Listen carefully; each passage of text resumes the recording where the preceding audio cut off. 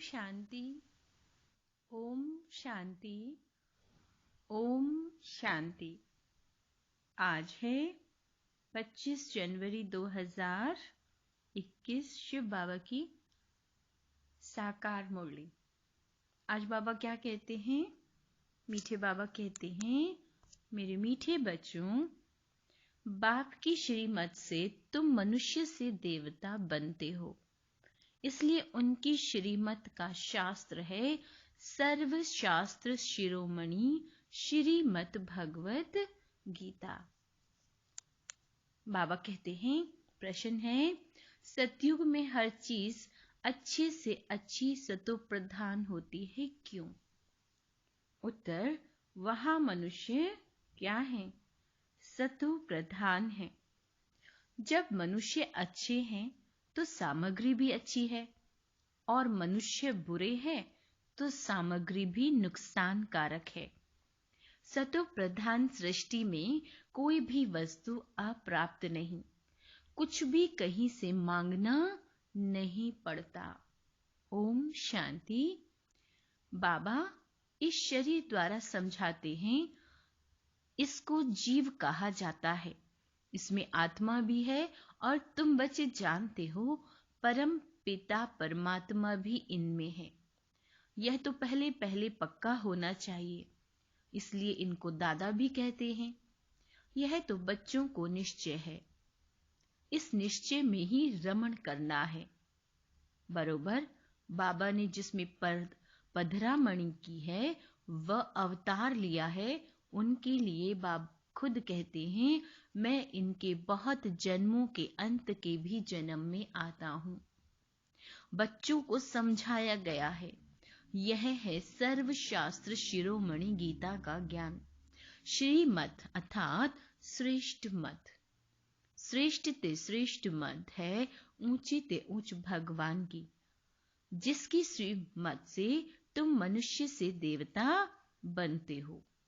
तुम भ्रष्ट मनुष्य से श्रेष्ठ देवता बनते हो।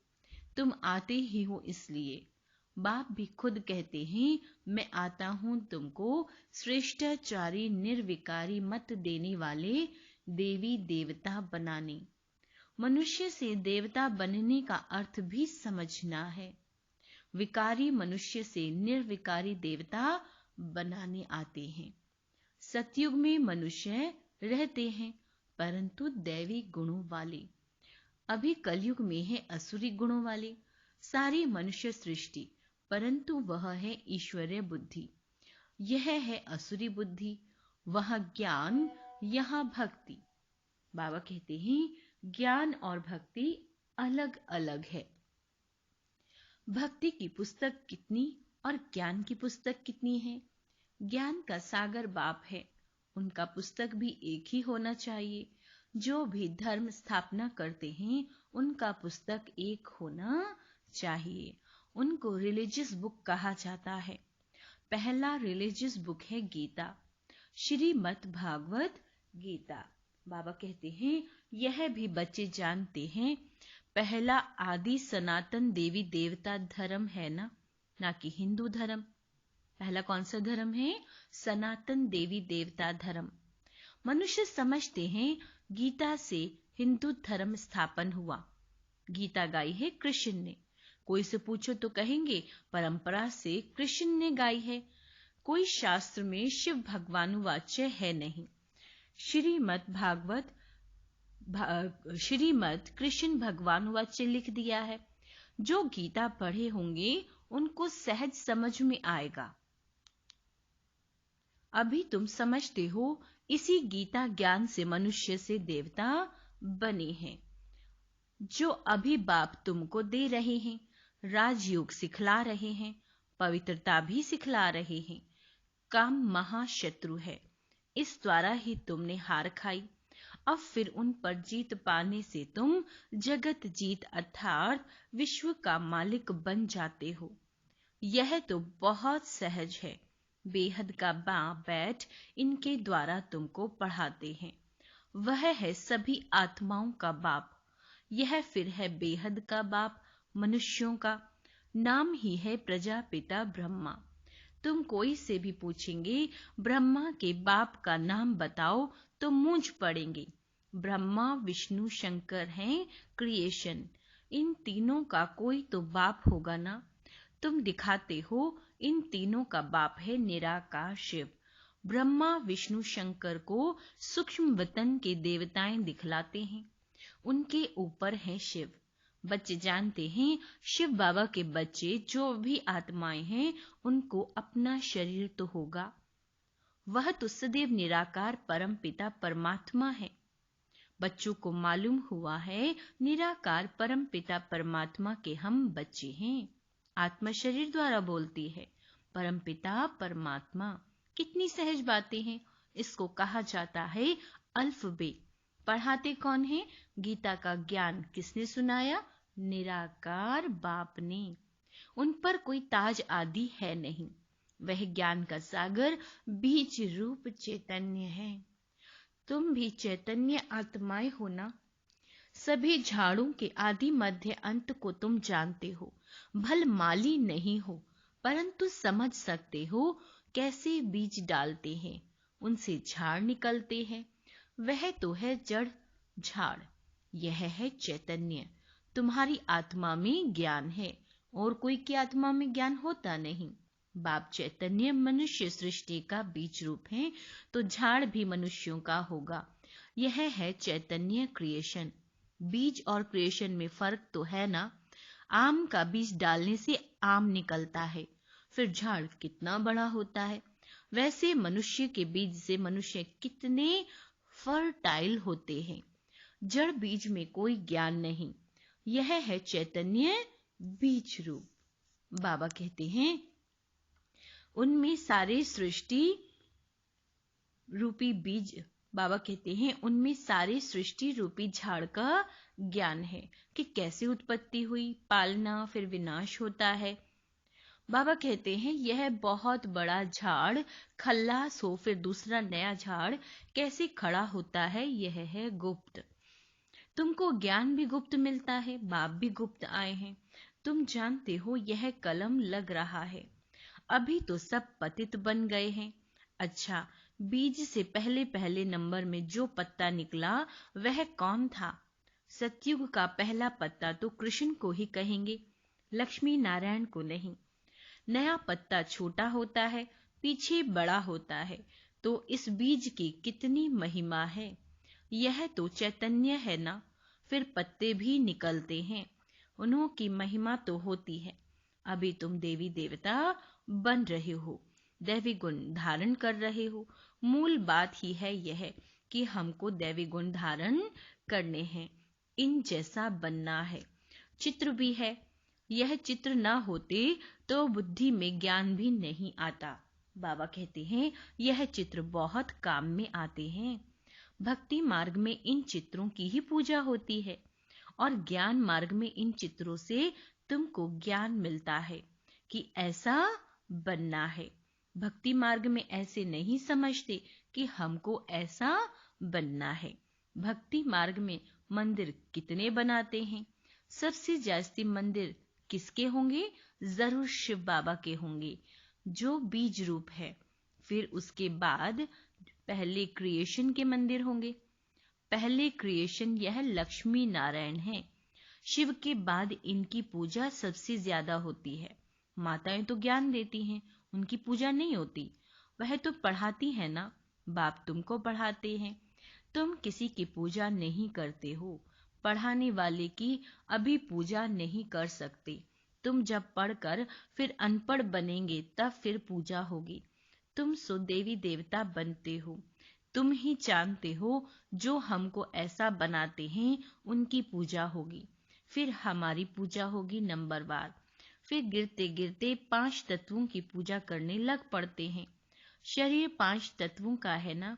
5 तत्वों की पूजा करो या शरीर की करो, एक हो जाती। यह तो ज्ञान बुद्धि में है। यह लक्ष्मी नारायण सारे विश्व के मालिक थे। इन देवी देवताओं का राज्य नई सृष्टि पर था, परंतु वह कब था यह नहीं जानते। लाखों वर्ष कह देते हैं। अब लाखों वर्ष की बात तो कभी किसी की बुद्धि में रह न सके। अभी तुमको स्मृति है, हम आज से 5000 वर्ष पहले सनातन देवी देवता धर्म के थे। देवी देवता धर्म वाले फिर और धर्म में कन्वर्ट हुए। हिंदू धर्म कह नहीं सकते, परंतु पतित होने कारण अपने को देवी देवता कहना शोभता ही नहीं। आप पवित्र को देवी देवता कह न सके। मनुष्य पवित्र देवियों की पूजा करते हैं तो जरूर खुद आप पवित्र हैं, इसलिए पवित्र के आगे माथा झुकाना पड़ता है। भारत में खास कन्याओं को नमन करते हैं, कुमारों को नमन नहीं करते। फीमेल को नमन करते हैं, मेल को नमन क्यों नहीं करते? क्योंकि इस समय ज्ञान भी पहले माताओं को मिलता है, बाप इनमें प्रवेश करते हैं। यह भी समझते हो बरोबर यह ज्ञान की बड़ी नदी है। ज्ञान नदी भी है, फिर पुरुष भी है। यह है सबसे बड़ी नदी, ब्रह्मपुत्रा नदी सबसे बड़ी, जो कलकत्ता तरफ सागर में जाकर मिलती है। मेला भी वहां लगता है, परंतु उनको यह पता नहीं कि यह आत्माओं और परमात्मा का मेला है। वह तो पानी की नदी है जिस पर नाम ब्रह्मपुत्र रखा है। उन्होंने तो ब्रह्मा ईश्वर को कहा हुआ है, इसलिए ब्रह्मपुत्र को बहुत पावन समझते हैं। बड़ी नदी है तो पवित्र भी वह होगी। पतित पावन वास्तव में बाबा कहते हैं गंगा को नहीं ब्रह्मपुत्र को कहा जाए। मेला भी इनका लगता है, यह भी सागर और ब्रह्मा नदी का मेला। ब्रह्मा द्वारा एडॉप्शन कैसे होती है, यह गुह्य बातें समझने की है, जो प्रायलोप हो जाती हैं। यह तो बिल्कुल सहज बात है। भगवान वाच्य मैं तुमको राजयोग सिखलाता हूँ, फिर यह दुनिया ही खल्लास हो जाएगी। बाबा कहते हैं शास्त्र आदि कुछ भी नहीं रहेंगे, फिर भक्ति मार्ग में यह शास्त्र होंगे, ज्ञान मार्ग में शास्त्र होते नहीं। मनुष्य समझते हैं यह शास्त्र परंपरा से चले आते हैं। ज्ञान तो कुछ है नहीं, कल्प की आयु ही लाखों वर्ष कह दी, इसलिए परंपरा कह देते हैं। इनको कहा जाता है अज्ञान अंधियारा। अभी तुम बच्चों को यह बेहद की पढ़ाई मिलती है, जिससे तुम आदि मध्य अंत का राज समझा सकते हो। तुमको इन देवी देवताओं की हिस्ट्री ज्योग्राफी का पूरा पता है। यह पवित्र प्रवृत्ति मार्ग वाले पूज्य थे, अभी पुजारी पतित बने हैं। सतयुग में पवित्र प्रवृत्ति, यहाँ कलयुग में आप पवित्र प्रवृत्ति मार्ग है।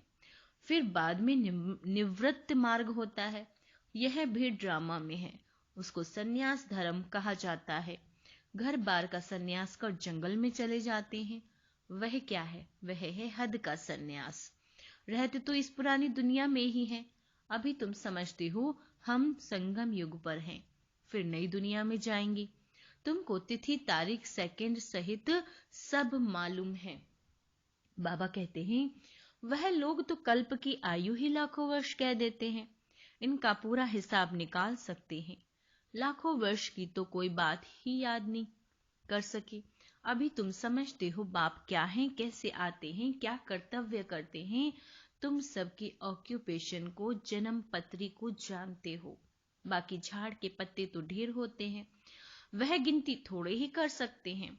यह इस बेहद सृष्टि रूपी झाड़ के कितने पत्ते हैं? 5000 वर्ष में कितने, इतने करोड़, तो लाखों वर्ष में कितने अनगिनत मनुष्य हो जाएं।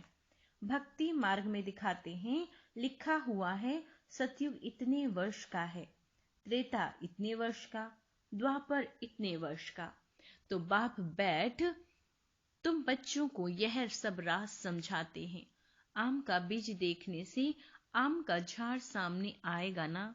अभी मनुष्य सृष्टि का बीज रूप तुम्हारे सामने है। तुमको बैठ झाड़ का राज समझाते हैं, क्योंकि चैतन्य है। तुमको बैठ झाड़ का, बाबा कहते हैं हमारा यह झाड़ उल्टा है। तुम समझा सकते हो, जो भी इस दुनिया में जड़ या चैतन्य हूबहू रिपीट करेंगे। बाबा कहते हैं अभी कितना वृद्धि को पाते रहते हैं, सतयुग में इतना हो नहीं सकता। कहते हैं फलानी चीज ऑस्ट्रेलिया से जापान से आई है। सतयुग में ऑस्ट्रेलिया जापान आदि थोड़े ही थे। ड्रामा अनुसार वहां की चीज यहाँ आती है। पहले अमेरिका से गेहूं आदि आते थे, सतयुग में कहाँ से आएंगे, थोड़े ही। बाबा कहते सतयुग में कहाँ से आएंगे, थोड़े ही। वहां तो है ही एक धर्म, सब चीजें भरपूर रहती हैं। यहाँ धर्म वृद्धि को पाते रहते हैं, तो उनके साथ सब चीजें कम होती जाती हैं। सतयुग में कहाँ से मांगते नहीं, अभी तो देखो कहाँ कहाँ से मंगाते हैं। बाबा कहते हैं मनुष्य पीछे वृद्धि को पाते गए हैं। सतयुग में तो अप्राप्त कोई वस्तु नहीं है, वहां तो हर चीज सतो प्रधान बहुत अच्छी होती है। मनुष्य ही सतो प्रधान है, मनुष्य अच्छे हैं तो सामग्री भी अच्छी है, मनुष्य बुरे हैं तो सामग्री भी नुकसान कारक है। साइंस की मुख्य चीज है एटॉमिक बॉम्ब्स, जिससे इतना सारा विनाश होता है। कैसे बनाते होंगे, बनाने वाली आत्मा में पहले से ही ड्रामा अनुसार ज्ञान होगा। जब समय आता है तब उनसे यह ज्ञान आता है। जिनमें सेंस होगी वही काम करेंगे, दूसरों को सिखाएंगे। कलप कलप जो पार्ट बजाया वही बजता रहेगा। अभी तुम इतने नॉलेजफुल बनते हो, इनसे जायज़ती नॉलेज होती नहीं। तुम इस नॉलेज से देवता बन जाते हो, इससे उच्च कोई नॉलेज है नहीं। वह है माया की नॉलेज, जिससे विनाश होता है। वह लोग साइंटिस्ट मून में जाते हैं, खोजते हैं।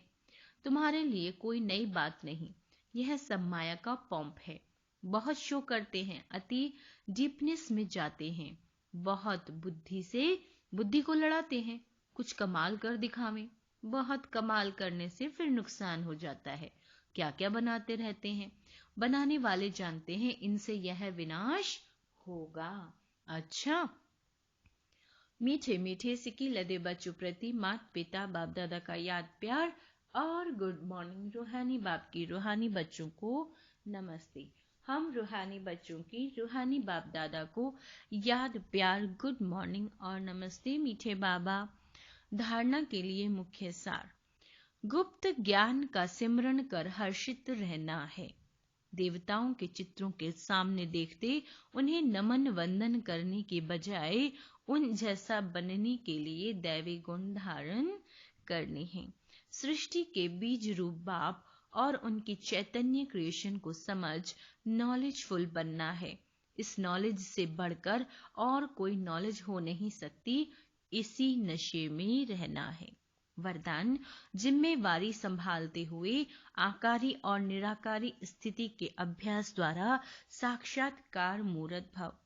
जैसे साकार रूप में इतनी बड़ी जिम्मेदारी होते हुए भी आकारी और निराकारी स्थिति का अनुभव कराते रहे, ऐसे फॉलो फादर करो।